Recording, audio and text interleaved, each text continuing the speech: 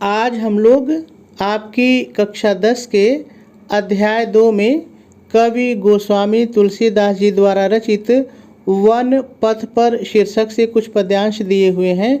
आज हम लोग इसके पहले पद्यांश की व्याख्या और इस पद्यांश पर आधारित आपकी बोर्ड की परीक्षा में पूछे जाने वाले संभावित प्रश्नों को हल करना सीखेंगे। देखिए, वैसे तो मैंने कक्षा 10 के सभी पाठों की व्याख्या अपने चैनल पर अपलोड कर दी है और यदि आप उनको देखना चाहते हैं तो मेरे चैनल की प्लेलिस्ट पर जाकर के आप बहुत आसानी से देख सकते हैं। लेकिन देखिए, 2023 से पद्यांशों पर आधारित जो प्रश्न पूछे जाने का तरीका है वो थोड़ा सा बदल गया है। इसलिए मैं कोशिश कर रहा हूँ कि सभी पाठों से एक एक दो पद्यांश लेकर के आपको ये बताने का प्रयास करूँ कि अब किस तरह से आपकी परीक्षा में पद्यांश पर आधारित प्रश्न पूछे जाएंगे। तो पहले थोड़ा सा समझ लेते हैं कि अब किस तरह से प्रश्न पूछे जाएंगे। देखिए, पहले क्या होता था कि इस तरह से पद्यांश दे दिया जाता था और कहा जाता था कि आप इसका संदर्भ, प्रसंग, व्याख्या और काव्य सौंदर्य लिखिए। लेकिन अब ऐसा नहीं है। अब इस तरह से आपके पेपर में पद्यांश दे दिया जाएगा और उसके नीचे इसी तरह से 3 प्रश्न दे दिए जाएंगे। अब आपको ये प्रश्न पढ़ने होंगे और जो प्रश्न कहेगा आपको उतना ही उत्तर देना है और एक प्रश्न 2 नंबर का है। इस तरह से ये पूरा सवाल आपका 6 नंबर से रहेगा, ठीक है। और इसमें 3 ही सवाल आपसे पूछे जाएंगे, 3 ही प्रश्न पूछे जाएंगे। तो चलिए, सबसे पहले हम लोग इस पद्यांश की व्याख्या, काव्य सौंदर्य देख लेते हैं। उसके बाद फिर जो प्रश्न पूछे गए हैं उनको भी हल करते हैं। तो चलिए, सबसे पहले हम लोग हमेशा की तरह इस पद्यांश में जितने भी शब्द आए हैं पहले इन सभी शब्दों का सरल अर्थ देख लेते हैं, उसके बाद इसकी व्याख्या करते हैं। पुर, देखिए पुर के अलग अलग लोगों ने अर्थ लगाए हैं। पुर का एक अर्थ है श्रृंगवेरपुर, दूसरा अर्थ है अयोध्या और तीसरा अर्थ है इसका महल। तीनों सही है क्योंकि तीनों पुर के पर्यायवाची होते हैं। तो आप कोई भी एक शब्द लेकर के व्याख्या कर सकते हैं। ते माने से, ते माने से। निकसी, निकसी माने निकल कर, निकसी माने निकल कर। रघुबीर बधू, रघुबीर बधू का मतलब यहाँ पर सीता जी से है, सीता जी। धरी, धरी मतलब धारण करके, धरी मतलब धारण करके। धीर मतलब धैर्य, धीर मतलब धैर्य। दय, दय का मतलब बढ़ाए, दय मतलब बढ़ाए। मग माने रास्ता, रास्ता रास्ते जैसा भी बैठ जाए, ठीक है। में सरल है, ऐसे ही रहेगा। डग माने कदम, डग माने कदम। द्वय माने दो, द्वय माने दो। झलकी, झलकी माने दिखाई दी, झलकी माने दिखाई दी। भरी, भरी मतलब पूरे, भरी मतलब पूरे। भाल मतलब मस्तक, भाल माने मस्तक। यानी यदि दोनों को साथ ले लेंगे भरी भाल तो इसका मतलब है पूरे मस्तक पर, पूरे माथे पर, ठीक है। कनी, देखिए कनी का मतलब यहाँ पर बूंद है, बूंद, ठीक है। जल की, देखिए जल की का मतलब यहाँ पर है पसीने की, जल की मतलब पसीने की। पुट, पुट माने कोमल, पुट माने कोमल। सूख गए, सूख गए सरल है, आप सूख गए कह देंगे, काम हो जाएगा, सूख गए, ठीक है। देखिए, मधुराधर में 2 शब्द हैं। मधुर, मधुर का मतलब यहाँ पे है सुंदर, मधुर माने सुंदर। और अधर माने होठ, अधर माने होठ। तो मधुराधर मतलब मधुर होठ, ठीक है, या सुंदर होठ आप कह सकते हैं, ठीक है। वय मतलब उनके, वय माने उनके। फिर मतलब यहाँ पे पुनः होगा, फिर पुनः। बूझती हैं मतलब पूछती हैं, बूझती हैं मतलब पूछती हैं। चलनो मतलब चलना, चलनो मतलब चलना। अब सरल है, ऐसे ही रहेगा। केतिक माने कितना या कितनी दूर, केतिक माने कितनी दूर, ठीक है। पर्णकुटी, पर्णकुटी का मतलब पत्तियों की कुटिया, पत्तियों की कुटिया। करिहव, करिहव मतलब बनाएंगे, करिह मतलब बनाएंगे, ठीक है। कित है मतलब कहाँ पर।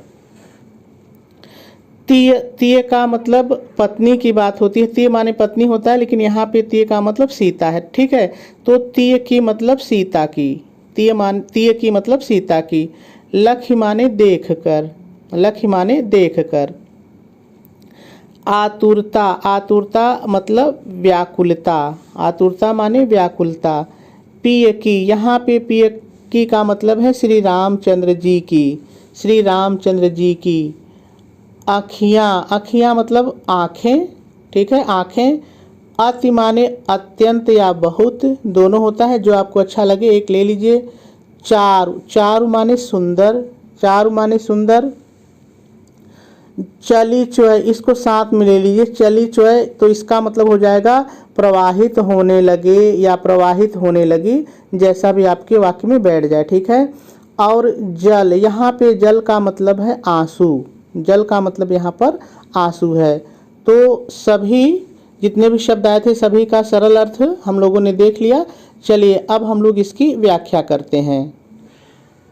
देखिए, एक बार हम लोग इस पद्यांश की व्याख्या बहुत ही साधारण तरीके से सीखेंगे। मैं एक एक लाइन पढ़ूंगा और आपको एक एक लाइन की व्याख्या बताऊंगा, ठीक है। उसके बाद मैं दोबारा फिर से एक एक शब्दों का प्रयोग करके भी आपको इसकी व्याख्या बताऊंगा, तो आप दोनों बार की व्याख्या को जरूर देखिएगा। तो चलिए हम लोग शुरू करते हैं। सबसे पहले साधारण तरीके से इसकी व्याख्या को सीखते हैं। तो देखिए, पुरते निकसी रघुबीर बधू। तुलसीदास जी कहते हैं कि सीता जी श्री रामचंद्र जी के साथ महल से निकलकर, पुरते निकसी महल से निकलकर, धरि धीर धैर्य धारण करते हुए, दय मग में डग द्वय, रास्ते पर 2 ही कदम बढ़ाए। पहली लाइन कह रही है कि सीता जी अयोध्या से निकल करके धैर्य धारण करके रास्ते पर 2 ही कदम बढ़ाए थे। तो क्या हुआ, झलकी भरी भाल कनी जल की, तो थकावट के कारण उनके माथे पर, पूरे माथे पर पसीने की बूंदें दिखाई देने लगी। और क्या हुआ, पुट सूख गए मधुराधर वै, और उनके कोमल और सुंदर होठ प्यास के कारण सूख गए। चलिए आगे देखिए। फिर बूझती हैं, फिर सीता जी पूछती हैं, चलनो अब केतिक, अभी हमें कितनी दूर चलना है। पर्णकुटी करिहौ कित है, और हम लोग अपनी पत्तियों की कुटिया कहाँ बनाएंगे। फिर से देखिए इस लाइन को, सीता जी श्री रामचंद्र जी से पूछती हैं अभी हम लोगों को कितनी दूर चलना है और हम लोग अपने पत्तियों की कुटिया कहाँ पर बनाएंगे। आगे क्या है देखिए, तीय की लखी, पत्नी सीता की देखकर, क्या देखकर, आतुरता।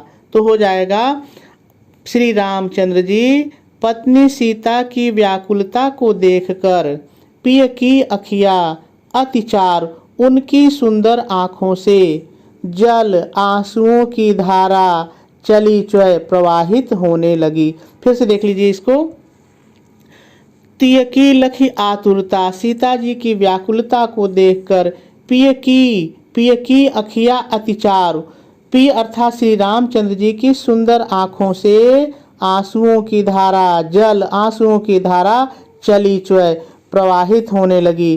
थोड़ा सा आपको अपने से जोड़ के और लिख देना है, अर्थात श्री रामचंद्र जी को यह सोच करके अत्यंत दुख हुआ कि उनके कारण ही महलों में रहने वाली उनकी पत्नी सीता को इतना कष्ट उठाना पड़ रहा है, ठीक है। और आपकी व्याख्या पूरी हो जाएगी।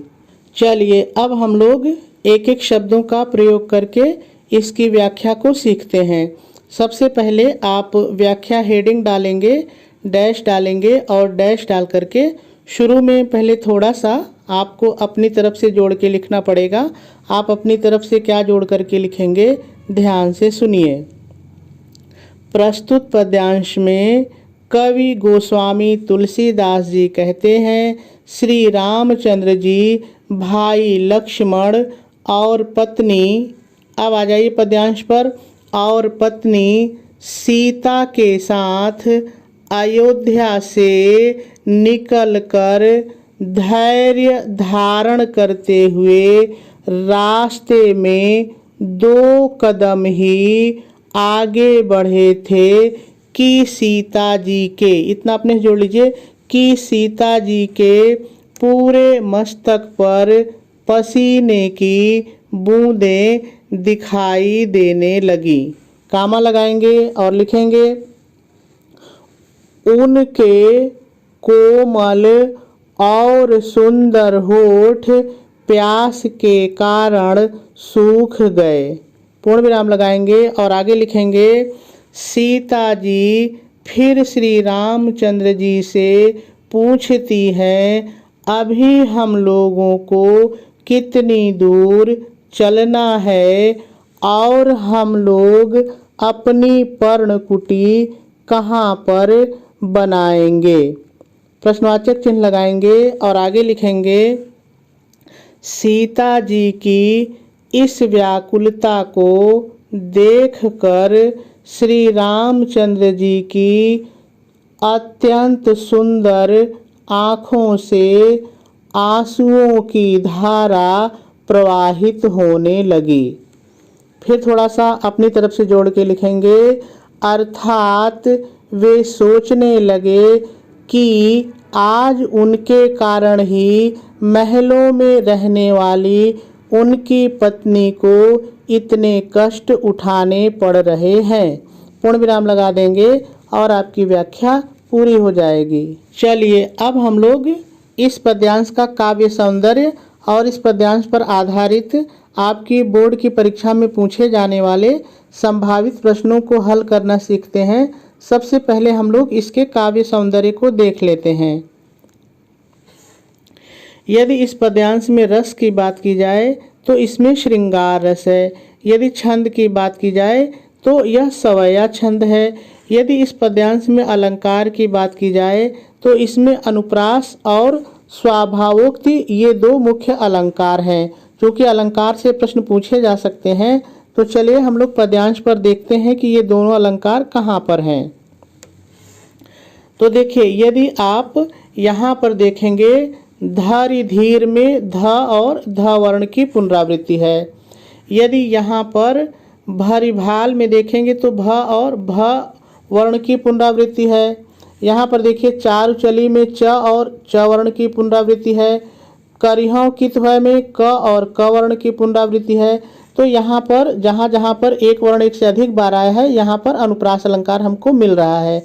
और देखिए दूसरा जो अलंकार है, जब इस लाइन की व्याख्या मैंने आपको बताई थी तो मैंने बताया था कि थकान के कारण सीता जी के पूरे माथे पर पसीने की बूंदें दिखाई देने लगती हैं और उनके कोमल और सुंदर होठ प्यास के कारण सूख जाते हैं। तो यहाँ पर स्वाभाविक स्थिति का वर्णन होने के कारण स्वाभावोक्ति अलंकार है। चलिए आगे देखते हैं। यदि इस पद्यांश में भाषा की बात की जाए तो ब्रज भाषा है। शैली इसकी मुक्तक है। गुण इसमें प्रसाद और माधुर्य है। यदि शब्द शक्ति की बात की जाए तो शब्द शक्ति इसमें लक्षणा और व्यंजना है। चलिए अब हम लोग इस पद्यांश पर आधारित पूछे जाने वाले संभावित प्रश्नों को हल करना सीखते हैं। इसमें पहला प्रश्न है प्रस्तुत पद्यांश का संदर्भ और प्रसंग लिखिए। तो पहला प्रश्न 2 चीज़ें लिखने के लिए कह रहा है, संदर्भ और प्रसंग। तो चलिए लिख लेते हैं। कैसे लिखेंगे ध्यान से देखिए। देखिए सबसे पहले आप प्रश्नोत्तर नंबर डालेंगे बिल्कुल साफ साफ और कॉपी के बीचों बीच। उसके बाद यहाँ पर 2 से 3 लाइन खाली छोड़ेंगे, ठीक है। और उसके बाद आप नंबरिंग करेंगे। नंबरिंग करने के बाद हेडिंग डालेंगे संदर्भ और लिखेंगे प्रस्तुत पद्यांश हमारी पाठ्य पुस्तक हिंदी के काव्य खंड में संकलित वन पथ पर शीर्षक से उद्धृत है। पूर्ण विराम लगाएंगे और आगे लिखेंगे इसके रचयिता गोस्वामी तुलसीदास जी हैं। फिर पूर्ण विराम लगाएंगे और आगे लिखेंगे यह पद्यांश उनके द्वारा रचित कवितावली के अयोध्या कांड से लिया गया है। और आपका संदर्भ पूरा हो जाएगा। अब देखिए ये जो संदर्भ है ये वन पथ पर जितने भी पद्यांश हैं सभी के लिए यही होगा, क्योंकि किसी भी कविता के लिए संदर्भ एक ही रहता है, बदलता नहीं है। प्रसंग बार बार बदल जाते हैं। और जो दूसरी चीज़ आपको ध्यान रखनी है, देखिए किताब का नाम, शीर्षक का नाम, कवि का नाम, और ये जो और दो चीज़ें हैं इनको आप सिंगल इन्वर्टेड कामा में और काले रंग की पेन से लिखेंगे तो ज़्यादा अच्छा रहेगा। ठीक है, तो संदर्भ हो गया। अब दूसरी चीज़ प्रसंग कह रहा था, तो चलिए प्रसंग लिखते हैं। आप प्रसंग हेडिंग डालेंगे। देखिए प्रसंग में हम लोग वही चीज़ लिखते हैं जो व्याख्या की मुख्य बात होती है। जब आप इसका प्रसंग देखेंगे तो आपको खुद ही समझ में आ जाएगा कि आपने यही चीज़ व्याख्या की थी। देखिए, प्रस्तुत पद्यांश में श्री रामचंद्र जी सीता जी और लक्ष्मण के वनवास के लिए जाते समय थकान के कारण सीता जी की व्याकुलता और सीता जी की व्याकुलता को देखकर श्री रामचंद्र जी के दुखी होने का बहुत ही हृदय स्पर्शी वर्णन किया गया है और आपका प्रसंग पूरा हो जाएगा। तो देखिए पद्यांश बदलने के साथ प्रसंग बदल जाते हैं, तो प्रसंग तो हर बार आपका नया रहेगा। ठीक है, चलिए अब अगला प्रश्न देखते हैं कि क्या है। पहला प्रश्न हो गया, संदर्भ और प्रसंग हम लोगों ने लिख लिया। अब दूसरा प्रश्न है रेखांकित अंश की व्याख्या कीजिए। तो चलिए हम लोग पहले देख लेते हैं कि रेखांकित अंश कहाँ पर है। देखिए एक चीज़ यहाँ पर और आप समझ लीजिए, यदि कहीं पर रेखा नहीं खींची गई है और व्याख्या की बात कर रहा है प्रश्न, तो समझ लीजिए कि पूरी लाइन की व्याख्या करनी है।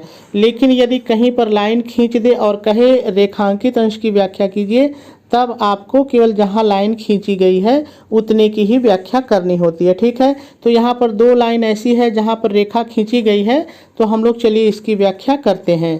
कैसे लिखेंगे चलिए देखा जाए।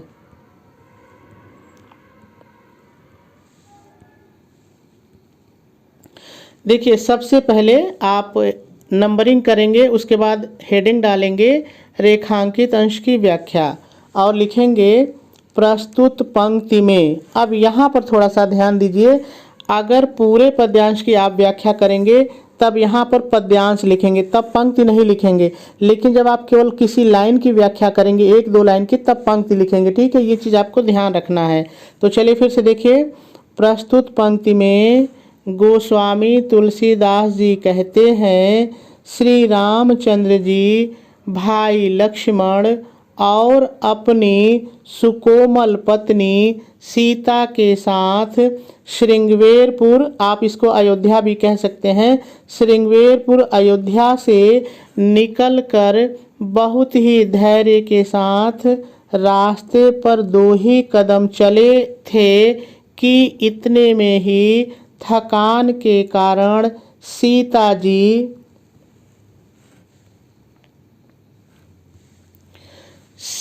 जी के माथे पर पसीने की बूंदें आ गईं और उनके सुंदर सुकोमल होठ प्यास के कारण सूख गए।